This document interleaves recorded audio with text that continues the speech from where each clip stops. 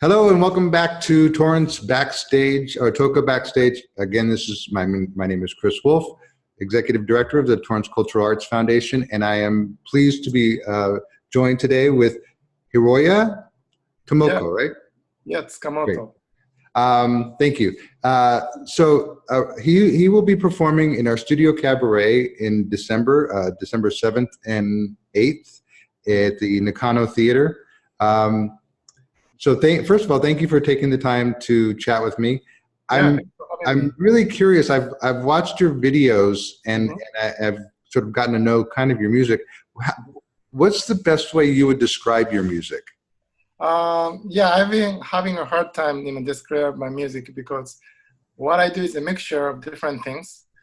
But one venue in North Carolina a couple of years ago, she came up with this idea called cinematic guitar poetry, and I like the term because my music is somewhat cinematic, mesmerizing.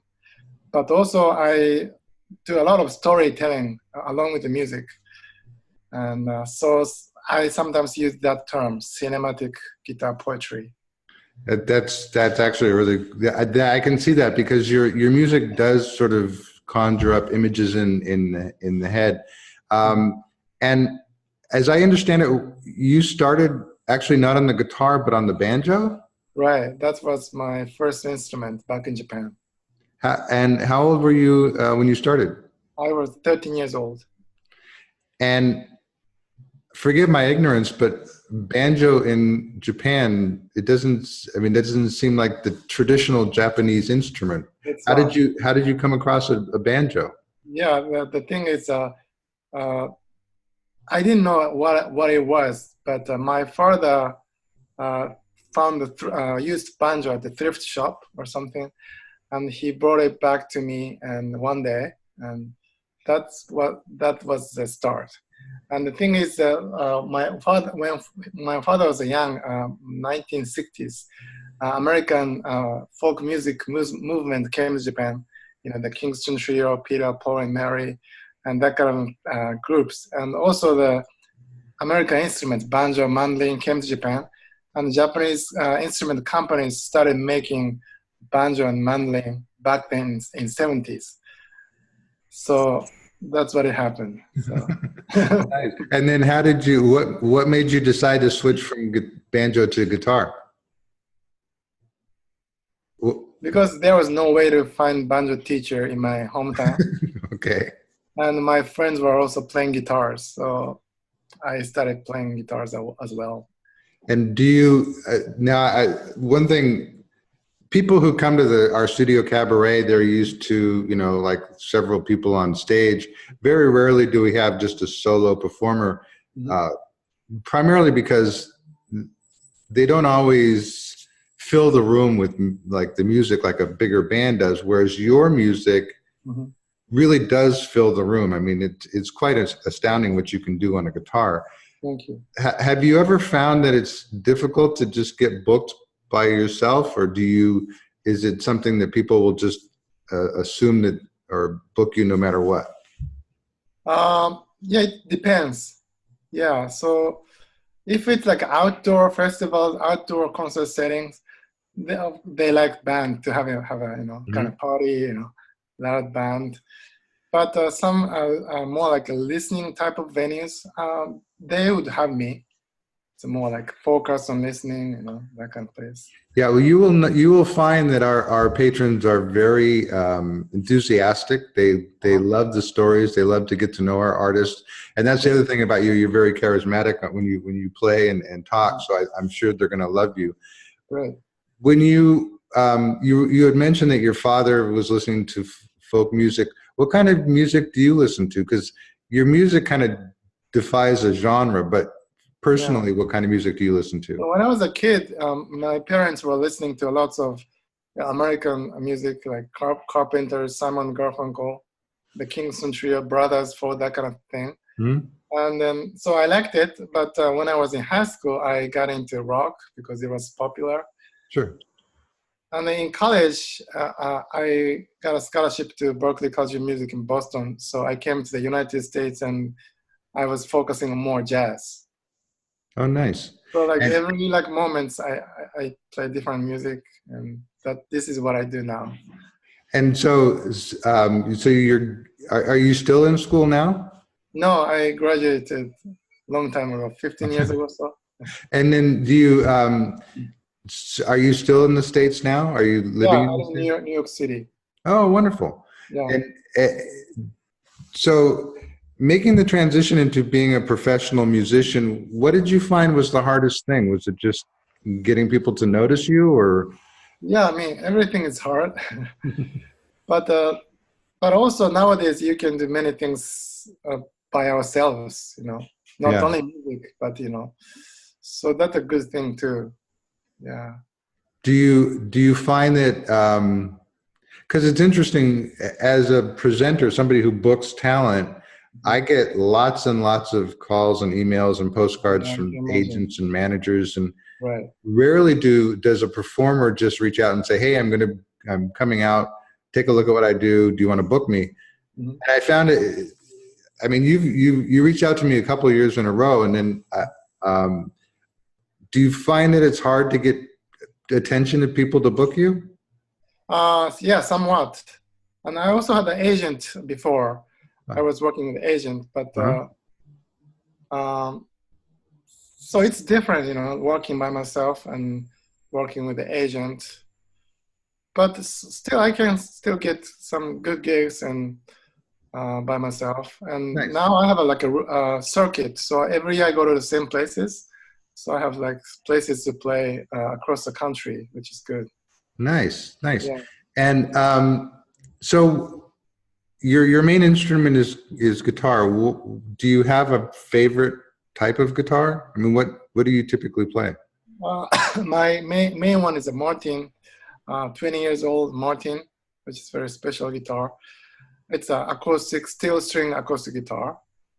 And I also have a couple of like handmade acoustic guitar too. Do you find that the older the instrument is a guitar like a violin, like the older that it gets, the better it sounds? Yes, somewhat, but depending on the condition, how they keep it. Yeah. Yeah, well that's true. Yeah. Yeah. Is So there a special thing that you do to your guitars to keep it in shape?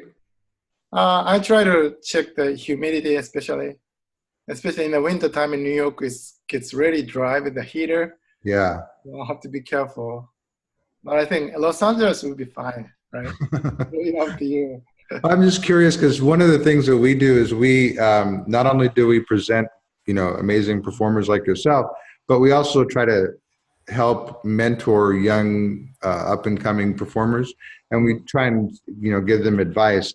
As a professional musician, somebody coming to California, what advice would you give to a up and coming musician, somebody who wants to get started? Uh, to make the career happen, Yeah, I think try to be natural and original. If you want to be you want to make your music uh, going, to the public. I think, instead of like, I want to be like this, I want to be like this, I have to do this, I have to do this. I think you just, ask yourself and yeah, be natural. And that's what I'm trying to do, especially these 5 years when I started playing solo. And I think it's a very strong message to public if you do like play naturally and honestly. Yeah. yeah, that's great advice because I often tell kids who say, well, I want to be the next, I don't know, Hmm. um, Britney Spears or whatever. I say, just don't try to be that. Be authentic to yourself. Right. Create the art that you want to create, and then, Hmm. people will find you if it's good art. Right. Um, so, with this show coming up in December, what what do you hope that people walk away from your concerts with? What kind of feeling do you want them to walk away with? After the concert, Hmm. lots of people who come to my concerts, they said my concert is like watching the film. So like entire show is like one film, and and then they sometimes they said that it's like traveling to different places through my shows, and that's good things they say that to me, and that's what I'm trying to do. And also when I play music, so some songs are the songs I wrote back in Japan, for example, in a small village where my grandparents are from. And when I play that song, I think about that moment and that place. And then, so if they say that, they can travel to Japan, a small village in Japan. And one song I wrote in the mountain in West Virginia, and I tell this story and I play this piece, and people can connect the story and being in West Virginia and that kind of thing. So I tried them to, like go into different places through my music. Nice. And so I forgot what I was going to ask you. Shucks. Yeah. Oh, I know. Do you think that, I mean, again, going back to how it all started for you, you started with the banjo, then moved to guitar, and then you're listening to the music that your parents listened to. Mm-hmm. Do you find there's a major difference between like for example the music that you wrote for West Virginia versus the music that you wrote for the small town in Japan? Yeah. Is the style completely different, or is it a similar style, just different melodically? Yeah, similar style, and it's still my music. So yeah, I think it's the same. And it's all coming from me, personal. But I also got lots of inspiration when I do go to different places, and somewhat I can compose songs easily in different places too. Yeah. Nice. And then so you really basically take people on a journey of your life and experiences and places that you've been. Mm-hmm. Is there one experience in your life that you haven't written a song for that you want to write a song for? I don't know. Maybe I will, but I don't have any specific place. Yeah. Yeah. But I imagine though that as a musician, somebody who speaks through music, you have sort of a vocabulary to your music that you can tell these stories. How did you come across that? I mean, most people start off like reading music books and copying songs or different artists. But yeah, that's what I started when I was young. But now you've taken it to another whole nother level. How did you make that transition? So when I moved to New York after graduating in music college in Boston, I was pretty much focusing on jazz. I wanted to become a jazz guitarist in New York City, and I was in a group, and I was playing with my group, and but I felt like I was enjoying the music that I wrote and play with those great musicians, but I also felt like maybe I should play music comes from me, just so I went back to my roots, and I started writing with the style that I started when I was in high school, like simple, like acoustic guitar. And then I thought maybe I should make the album with just one guitar, and I wanted to play that one concert just by myself, just for me. I wanted to, make myself comfortable with a concert, and also audience can enjoy the whole concert. So I was just really focusing on how can I make my concerts very interesting, very special, unique, and that's what I'm trying to do. And it's been several years now. Well, I will say that from everything I've seen and heard, your concerts are very unique and very, I don't know, they're kind of moving. And I think that's sometimes the misconception when somebody sees that it's just going to be a single guitar player. They think, oh, it's going to be some boring music. But to watch you play And to listen to your stories and listen to the music, it really is, it's really engrossing, I think. Thank you. So I'm really excited to bring you out. And I really thank you for taking the time. How's it? So you're in New York now? Yeah, I'm in New York, but I just came back from Virginia where I was playing, and I have some shows coming up in Maine, so I'm leaving to Maine tomorrow. Do you get back to Japan very often? Usually once a year, but now I have a kid, so it's hard to travel with kids. That's true. And long flight and expensive. Do you miss it? Sometimes, yeah. My wife is also from Japan too. Oh, nice. Do you travel with your family, or is it just you? Usually by myself. I was wondering if we were going to be able to meet the little one when you're here in Torrance, but I guess not. Maybe next time. Yeah. But anyway, thank you so much again for joining us. Again, I urge anyone listening or watching to make sure you get tickets to his concerts on December 7th and 8th at 7:30.